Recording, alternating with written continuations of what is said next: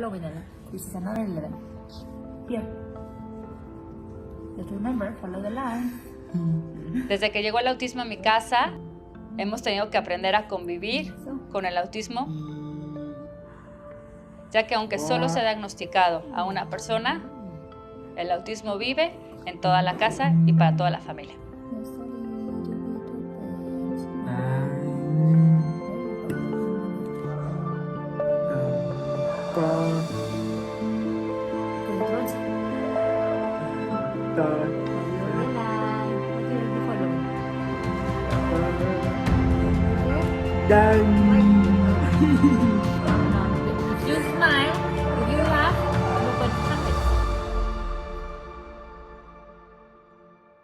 Hola, mi nombre es Carla Galván Duque Senosiain. Soy mexicana, soy mamá de 3 maravillosos hijos y casada ya desde hace 25 años con mi maravilloso esposo Lorenzo Sendra. Y esta es mi historia. Lorenzo y yo nos conocimos pensando siempre en una vida feliz, en la típica vida que todos quieren. Y nació primero nuestra hija Aimee, que hoy ya tiene casi 22 años, en Michigan. Después nos fuimos a California, donde nace nuestro segundo hijo Lorenzo, hoy ya tiene 20 años. Y después nos vamos a vivir a Texas, donde nace Mariel, ya de 18 años, acaba de cumplir. Pues empezaba todo normal, una familia común y corriente, cuando de repente vimos y empezamos a notar que nuestro hijo Lorenzo se comportaba de manera diferente. Era muy sutil sus conductas o muy sutil lo que veíamos. No todo lo veían, especialmente porque teníamos a Aimee con 1 año 9 meses de diferencia, en donde yo como mamá podía ver las diferencias o esos desarrollos que no veía que se estaban logrando junto con Lorenzo. Fue un proceso de casi 1 año y medio para llegar al diagnóstico. Fue súper difícil también llegar al diagnóstico, aunque tuve la suerte de llegar más o menos rápido, por lo mismo que dije que era muy sutil sus síntomas. En esa época se decía que era 1 de cada 166 niños con autismo. Ya en ese entonces empezaban a hablar de autismo, muy poco, pero todavía casi la gente no lo escuchaba o no lo conocía. Ibas al pediatra, le comentabas tus problemas, tus preocupaciones. En el caso de mi hijo yo veía que seguía sin hablar y que no apuntaba y que pareciera sordo, y la doctora nunca lo vio como algo preocupante, hasta que empecé a buscar profesionales y encuentro uno en donde me dice al final que sí, que está dentro del espectro autista. Esto fue justamente cuando en México, o sea, vivía en Estados Unidos, pero en Estados Unidos no encontraba a aquel especialista que quería que me dijera que mi hijo tuviera algo. Y en México encuentro a este especialista y me dice que está dentro del espectro autista. Regreso a Estados Unidos y empiezo a trabajar y a luchar para la búsqueda del diagnóstico, un diagnóstico más certero. Y por fin, por ECI, encuentro a este psicólogo que me dice que Lorenzo está dentro del espectro autista y está en un nivel severo. En esa época era diferente los niveles, el día de hoy sería el nivel 3. La verdad fue un pronóstico bastante también devastador, ya que mi hijo también tenía y aparecían otros síntomas que no precisamente solo era el autismo, que poco a poco se iban aumentando más. Y bueno, empezamos a buscar con las terapias, terapia de lenguaje, terapia ocupacional, metodologías. Y en esta búsqueda, en nuestro caso, yo encuentro lo que se llama RDI, Relationship Development Intervention. Y cuando estoy leyendo el libro me doy cuenta que es una metodología que me hace sentido para mí y para mi familia. Porque, ¿qué pasa? En el autismo, el que fue diagnosticado fue Lorenzo. Pero la verdad es que cuando el diagnóstico llega a casa, pues se instala en todos los cuartos, en todos los lugares de la casa, y tenemos que aprender a vivir y convivir con él. Esta metodología es lo que me enseñó, porque yo había ido con otros doctores que me habían dicho que tenía que tener pocas expectativas de Lorenzo. De hecho, hubo uno que me dijo que no esperara nada y que fuera ahorrando dinero para que cuando tuviera los 13 años, lo tuviéramos que meter a un hospital psiquiátrico. Otro me dijo que pues, no podíamos salir, que me tenía que dedicar totalmente a mi hijo y que mis hijas crecieran pues, como pudieran. Para mí las dos opciones no eran óptimas. Primero porque, como dije, somos 5 en la familia y yo no podía tampoco descuidar a mis hijas, y no podía creer que un chiquito de 2 años y medio ya estaba sentenciado y iba a acabar en un hospital psiquiátrico. Por eso es que cuando empiezo a leer sobre la metodología de RDI, me gustó porque primero empoderó a una madre, a una mamá que además yo era bastante temerosa, me daba pena, me daba vergüenza, me daba miedo pedir favores, no me gustaba hablar inglés y me sentí incompetente. Claro, llega el autismo y esa incompetencia se multiplica por 2. Entonces, cuando empiezan a hablar sobre lo que hoy también ya se conoce como la inteligencia emocional, en donde primero tienes que saber tú qué estás sintiendo con tu hijo, qué sientes cuando platicas de tu hijo, qué pasa dentro de casa cuando estás jugando con tus 3 hijos, en mi caso mis 3 hijos, qué pasa cuando estoy sola con mi hijo, qué pasa cuando estoy sola, sin nadie, o qué pasa también cuando estoy con la pareja. Y resultaba que empezamos a vivir el mundo alrededor del autismo de mi hijo. Y poco a poco, con los pasos que me fueron dando, con estas herramientas y esta guía que me empezaron a dar, empecé a darme cuenta lo importante que era cuidarme yo, estar bien yo, para que mi familia estuviera bien, porque yo era el pilar de mi familia. Así que empezamos con la metodología y los cambios empezaron a ser visibles desde el primer mes. Pero lo que fue muy bonito era que el cambio se daba porque yo cambiaba. A mí se me daba la responsabilidad. Cuando alguien está diagnosticado con autismo, las familias están tan desesperadas o están en crisis que van a las terapias y van con la terapia y le dice, you fix my kid, o sea, tú arreglas a mi hijo y espero que tú hagas lo que tengas que hacer. Y no siempre estamos comprometidas con los cambios. No porque seamos malos padres, sino porque estamos también en constante crisis. Hay una crisis que luego estamos en paralelo con los niños, porque las personas con autismo están en constante ansiedad. Tanto los autistas como los papás tenemos el cortisol súper alto, que es lo que hace que estemos en constante estrés, estemos en alerta. Y los dos, yo lo veo como paralelo porque mi hijo, al no entender el mundo como era un caos para él, era como vivir en otro planeta. Y para mí también yo era otro caos en donde no sabía cómo vincular de manera natural, ser mamá de Lorenzo, y me daba más estrés o frustración ver que con mis hijas se me daba y con mi hijo no se podía dar. Entonces, el hecho de entender que tu estrés, que tu ansiedad se la vas transmitiendo a tu hijo y al revés, esto es recíproco, pues se meten en un círculo vicioso en donde los dos están luchando para sobrevivir. Así que cuando empiezo con esta metodología y me dan estas herramientas en donde me empiezo a conocer, a entender, a abrazar las emociones que sentía, aceptarlas, y poder saber qué me pasaba hasta físicamente en el cuerpo cuando estaba con Lorenzo, qué me pasaba cuando no estaba con Lorenzo, qué me pasaba cuando tenía que relajarme. Y pues claro, el autismo estaba todo el tiempo en mi cuerpo, en mi mente, en mi casa, incluso en mi mesita de noche. Yo leo mucho, me encanta leer, y los libros que tenía eran solo de autismo. Entonces, claro, uno quiere aprender, pero también me hacía daño porque yo me seguía estresando. Entonces, ni siquiera podía dormir y descansar, porque en vez de tomar un libro y leer y poderme desestresar y lo que me gusta de leer es viajar a otros lados, a otras fantasías que igual no existen, pues me estaba metiendo en lo mismo. Y volví a mis raíces y a entender lo que es el neurodesarrollo.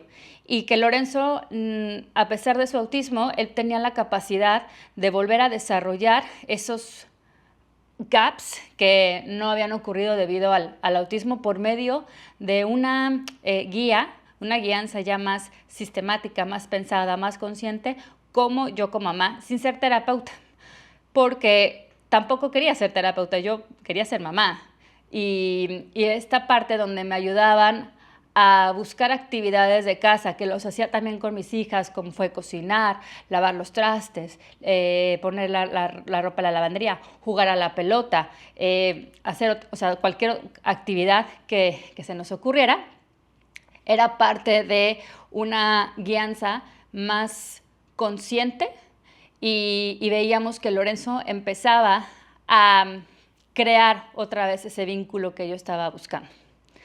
Así estuvimos 6 años, veíamos muchísimos avances. Una de las cosas que siempre cuento es, Lorenzo, por ejemplo, no imitaba absolutamente nada.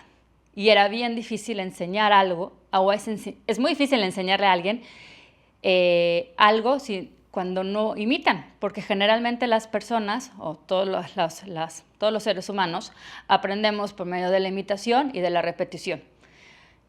Él no imitaba absolutamente nada. Entonces, un día decidí que me iba a dedicar a enseñarle a imitar, por medio de justamente de este vínculo que estaba yo volviendo a construir con mi hijo. Tardamos 6 semanas en que imitó de 0 a 100, a imitar absolutamente todo. Entonces, más te dabas cuenta que las terapias servían y te ayudaban mucho, pero el trabajo en casa era muy importante. Y otra vez vuelvo a reconocer otra vez que lo importante de la casa no es que seamos terapeutas, sino que abracemos el autismo como parte de la casa y que vivamos en la casa la vida cotidiana como cualquier otra persona. Por ahí de los 6, 7 años también empezamos a ver, como comenté antes, otras vulnerabilidades que tenía Lorenzo, además de una terapia, un trastorno de lenguaje bastante importante. Tenía apraxia, tenía trastorno de lenguaje receptivo, muy, muy difícil, déficit de atención, entre otros. Por ejemplo, íbamos bastante bien con la terapia, pero todavía veía que el lenguaje receptivo, Lorenzo no estaba avanzando de manera que esperábamos. Y eso fue otro obstáculo para nosotros como familia, porque, por ejemplo, él no entendía que yo me llamaba mamá. Si le decías ve con mamá, él tenía 6 años y literalmente no entendía que yo me llamaba mamá, que él se llamara Lorenzo. Así que trabajamos también en este momento con lo que es ABA, pero de una manera mucho más sistemática, de manera en que pudiéramos trabajar en el vínculo, que era lo más importante, en la confianza, en la motivación, en crear una motivación en que él pudiera entender para qué te estoy enseñando, en vez de te enseño porque te voy a dar un premio. Era que él descubriera el para qué lo estábamos enseñando. Y también ahí pasamos por un menú de terapeutas, las cuales no lograban dar pues ahora sí que con la varita mágica para que Lorenzo pudiera aprender. Y ahí volví a tomar la decisión de aprender yo. Sin saber nada, empecé a buscar coach de una persona que también es mamá de un chico con autismo, con nivel severo, o nivel 3 de esta época, y me puse a trabajar con ella, y Lorenzo empezó con mis errores y mis aciertos a entender lo que era el lenguaje. De ahí me parece que tenía 7 años, tomamos la decisión de irnos a vivir a Chile.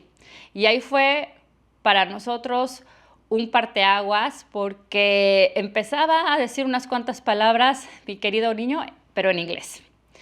Y cambiarte a Chile era todo un caos, una dinámica muy compleja porque era no solamente cambiarte de país, era cambiarte de cultura, porque aunque somos mexicanos, pues mis hijas tenían esa cultura americana y pues teníamos que ir a la cultura chilena, que aunque es latino, pues al final también era diferente. Muy lejos ya de nuestra familia, estábamos, ahora sí que en vez de estar a 2 horas en avión, estábamos a 10 horas en avión, entonces eso nos alejaba más de la familia. Y bueno, con Lorenzo pues teníamos el problema de que ya empezaba a decir unas cuantas palabras en inglés. Y vino pues este caos para nosotros de cómo vamos a ayudarlo a manejar este cambio. Así que mi marido decide irse un año antes para prepararnos el camino y yo aquí desde donde estaba, desde mi casa, empecé a preparar el camino para que Lorenzo pudiera tener un cambio más fácil.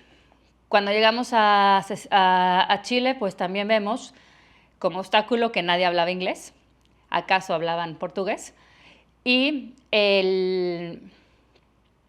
no había terapeutas, no conocían la metodología RDI y era muy difícil encontrar a especialistas. Pero en eso encuentro justo a una mexicana mía que acaba de llegar también de Chile, lleva un año viviendo en Chile, terapeuta de lenguaje y muy enamorada de las personas con autismo. Y entonces juntas, ella y yo, Fernanda y yo, empezamos a buscar terapeutas que estuvieran interesados en aprender esta metodología de RDI, porque ella también ya la conocía, aunque no era consultora, y organizamos y creamos lo que se llama hoy la Fundación Creciendo Junto a Ti, donde nuestro principal trabajo era ayudar a los papás. En Chile encuentro algo muy especial también en los papás, que lo vivimos mucho en mi casa y seguramente la mayoría de las familias, pero bueno, en Chile veo que realmente los papás están totalmente en crisis, no superan la crisis, todo es alrededor del hijo, todo es, no salían, algunos no salían y si salían, pues era siempre con walking on shells, como dirían aquí, que con precaución, logrando haciendo cosas para que el niño no tuviera ningún tipo de desregulación. Y bueno, entonces hacemos Creciendo Junto a Ti para que los papás empezaran también a volverse a sentir competentes como lo empecé a sentir yo y que se dieran cuenta que daba igual el nivel del autismo que tuviera su hijo, y aunque el autismo te cambia la vida, pues también hay que aprender a convivir y abrazarlo en casa. Así que vivimos 3 años, estuve con la fundación y de ahí pues nos dan la oportunidad, o mi marido toma la decisión de regresar a México, esta vez a Guadalajara a vivir. Y entonces implica otro cambio, porque además de que mi hijo todavía su primer idioma era el inglés, todavía no hablaba. Bueno, siempre he hablado muy poquito, tenía pocas palabras. Lo que sabía en español era chileno, que no era precisamente el mismo español que el mexicano. Y volvemos a tomar la decisión de de que mi marido fuera un año antes a preparar el camino, mientras yo vuelvo a preparar este camino que nos había funcionado, esta fórmula que nos había funcionado para tener un camino menos complejo cuando vamos a Guadalajara. Para esto, mi hijo siempre fue homeschool porque, otra vez, hablando de todas sus vulnerabilidades y todos sus obstáculos, realmente no encontrábamos ninguna escuela que estuviera preparada para recibir a mi hijo. Había personas que me criticaban y me decían que si mi hijo no iba a la escuela, no iba a aprender a socializar. Y yo les decía, pues, si no socializa con 5, ¿cómo va a socializar con 30, no? Entonces, la verdad, siempre mi visión era que fuera al colegio, pero cada año veía obstáculos que tenía mi hijo, que ponían las escuelas, no por malo, sino por ignorancia y por miedo. En Guadalajara, cuando llegamos en búsqueda de escuelas para mis hijas, encuentro una escuela que está en búsqueda de la inclusión. Y aunque no fue perfecta, sí que estaba abierta a aprender y a darme a mí pues el poder que yo necesitaba y tomar las decisiones que Lorenzo necesitaba para poder estar en el colegio. Entonces Lorenzo empieza a ir al colegio algunas horas, tomamos ciertas materias que creíamos que se iba a beneficiar y a las que no se iba a beneficiar lo regresábamos a casa a trabajar uno a uno porque sabíamos ya cómo iban aprendiendo. Y así fue como Lorenzo empieza a dar los primeros pasos para pararse y hablar en público. Y aunque no siempre entendíamos lo que decíamos, sus compañeros y la maestra siempre le daban la oportunidad de que se pudiera expresar, de que tuviera un buen rol y de que pudiera participar. Otra de las cosas que ayudó en el colegio fue las obras de teatro. Nunca pensamos que Lorenzo iba a poder cantar y hacer una coreografía. De hecho, se hacía un trabajo anterior junto con su monitora con la que iba él al colegio y podíamos grabar la coreografía y en casa todos nos poníamos a bailar la coreografía para que él pudiera bailar y disfrutar igual que sus compañeros. Y otra de las cosas que pudimos disfrutar y observar que pasó en el colegio fue que aunque Lorenzo es poco verbal, es más no verbal que verbal, de hecho, y cuando habla no siempre se le entiende. Sin embargo, se vio que pues, su inglés era bastante bueno y en el concurso de Spelling Bee, él gana el primer lugar. Entonces esto nos fue dando más esperanzas de que Lorenzo sí que podía hacer más cosas. Y luego, como a todos, pues nos vino el COVID.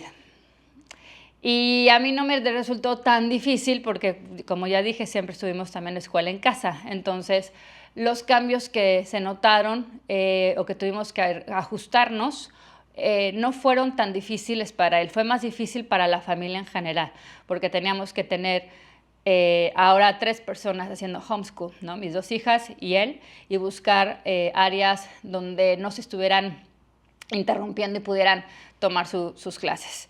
Pero Lorenzo continuaba sus clases en línea, pero se las redujimos porque veíamos que era pérdida de tiempo. A veces era para él mucho más difícil estar dentro de una pantalla, entonces volvimos a lo que era más homeschool.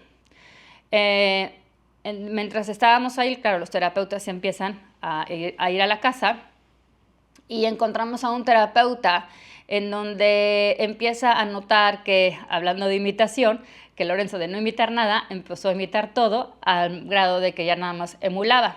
Entonces, emulaba absolutamente todo. Es decir, si yo tomaba un color azul, él tomaba el color azul, y si hacía una raya, él hacía una raya. O sea, él no comprendía que podía tomar cualquier otro color y podía pintar lo que él quisiera. Así que se le propuso, trabajamos más que nada, en enseñarle a que él tuviera sus propias ideas. ¿Cómo fue esto? Yo me ponía una hoja conmigo, lo sentaba enfrente de mí a Lorenzo y ponía una barra en medio de nosotros, junto con colores que todos fueran de diferente color. O sea, no me aseguraba que no hubiera 2 verdes o 2 amarillos para que no copiara justamente esto. Y entonces tomaba yo un color y él tenía que tomar otro color. Yo rayaba algo, él no lo tenía que ver, pero infería que estaba rayando algo. Y así fue como Lorenzo empieza a crear. También dentro de lo que es el COVID, pues una de las cosas que teníamos que trabajar también era su condición física. Como cuando la mayoría de las personas con autismo los papás dejamos de preocuparnos en la parte física, en el deporte, porque estamos tan metidos en las terapias cognitivas que olvidamos que también el cuerpo cambia y el cuerpo tiene que ser también tiene que ser trabajado para poder ser saludable. Así que también hicimos todo un plan para que empezara a correr, también hicimos un plan para karate y también yo tenía esta intención de que tocara un instrumento porque me llegó un día una información sobre lo importante o todo lo que hace el cerebro cuando una persona toca un instrumento. Así que me fui a buscar a un maestro de piano. Recuerdo que fue a la casa y le dije, quiero que le enseñes a mi hijo autista a tocar el piano, no me importa que tan bien o que tan mal lo toque, pero pues que tenga algo de noción. Y yo recuerdo que el profesor dijo, pero yo no sé nada de autismo, y le dije, pues ya estamos súper bien, aquí vamos a hacer un buen trabajo porque yo no sé nada de piano. Pero si sé de autismo, tú no sabes nada de autismo, pero tú sabes de piano, entonces aquí los dos vamos a trabajar. Y Lorenzo, vimos que tenía la habilidad auditiva de poder aprender las notas. Él observaba cómo tocaba el profesor y él podía replicar. Hasta el día de hoy, él simplemente toca la música por oído, no lee notas, pero se sabe todas las canciones y bueno, eso es algo que le ha ayudado mucho a la concentración. En cuanto a correr, pues empezamos igual con 5 minutos de correr, luego 10 minutos y hoy ya se echa maratones de 5 a 10 kilómetros. Y en el karate, pues como también se escuchaba mucho en el autismo, que te daba muchas herramientas para poder tomar decisiones, para acatar órdenes, también la parte de salud física. Y hoy Lorenzo es cinta negra en karate. O sea que esto es para saber que sí se puede. Y bueno, llegó la adolescencia, el COVID, la adolescencia. Y son otros, pues te tienes que volver en esa parte, volver a buscar cuáles son los objetivos para la adolescencia, qué es lo importante, qué no es tan importante, qué se ha logrado. Y bueno, empezamos por parte de la pintura, que él, a la hora de enseñarle, como ya les comenté, se podía expresar. Se pudiera expresar porque él tiene muy pocas palabras. Además, por más que hemos trabajado muchos años, nos hemos dado cuenta que el pensamiento de Lorenzo es concreto, no es abstracto. Lo que es abstracto le cuesta muchísimo trabajo. Pero al pintar empieza a buscar armonía en el color, cosa que hay estudios. O sea, yo tuve que estudiar para entender lo que es la teoría del color. Mi hija, que está estudiando animación, ha estado aprendiendo lo que es la teoría del color. Y ahí vimos cómo Lorenzo como que lo tenía muy interiorizado. Esa es la primera habilidad natural que encontramos en él. Así que empezamos a fortalecérsela de tal modo que hoy es un artista. Pero ya me estoy yendo adelante, me voy un poquito más atrás. Le empezamos a enseñar la pintura. Sale del COVID, regresamos otra vez a la escuela, a la preparatoria, el último año de preparatoria, en donde pues habíamos visto que sí, que el COVID había hecho un retraso en la parte de la sociedad, así que empezamos otra vez a manejar en el colegio, cuándo iba a ir, dónde iba a ir y cómo enseñarle otra vez todo lo que necesita en un colegio, que él de cierta manera lo había perdido un poco debido a estar tanto tiempo en casa. Terminó la preparatoria, fue un año muy emotivo ver que a mí me habían dicho que Lorenzo iba a acabar a los 13 años en un hospital y a los 18 estaba con su toga y su birrete celebrando junto con sus amigos y recibiendo su diploma para high school, que es la preparatoria. Y de ahí nos vino entonces como un segundo duelo. Nos llegó el futuro. Generalmente, cuando tu hijo es diagnosticado con autismo a la edad de entre 3 y 5 años, con mucho en general, trabajamos los papás por el futuro, para que en el futuro sea autónomo, para que en el futuro sea independiente, para que el futuro tenga menos obstáculos. Y de repente el futuro nos llegó, y nos llegó fuerte, y le digo que es como un segundo duelo, porque es volverte a replantear el autismo de tu hijo, ¿qué va a pasar? ¿No? Una realidad que es, pues no ha logrado todos los objetivos que uno pensaba que iba a lograr. Vienen esos obstáculos de la adolescencia, vienen obstáculos de lo que es ser adulto, y entonces es volverte a replantar y volver este duelo de aceptación. Y también perdonarte como papá, porque te sientes culpable de que no llegó a lo que tú querías llegar. Pero pues así son las cosas. Y ahí es donde decidimos construir la Fundación OTEA. Junto con una colega, una mamá, que también tiene un chico con autismo, nos acercamos. Yo había escrito ya un libro sobre mi vida con el autismo, que se llama Los Ojos del Cielo, y lo quería promover. Y entonces me contacto con esta señora de la Ciudad de México y ella me abre sus puertas para ayudarme a promover el libro. Dentro de nuestras pláticas, pues vemos que tenemos algo muy similar, que es justamente el vivir fuera de casa, ¿no?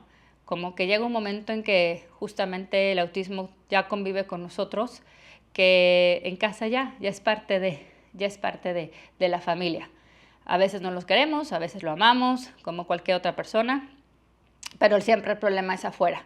Y cuando es afuera es cuando estábamos, no sé, cuando vamos a un restaurante, cuando íbamos al dentista, cuando fuéramos a un oftalmólogo, cuando fuéramos al doctor. De hecho, unos años antes, me voy otra vez para atrás, yo siempre he cuidado mucho la salud dental de mis hijos. Mi mamá es algo que me enseñó desde chiquitita, entonces desde los 2, 3 años mis hijos van al dentista.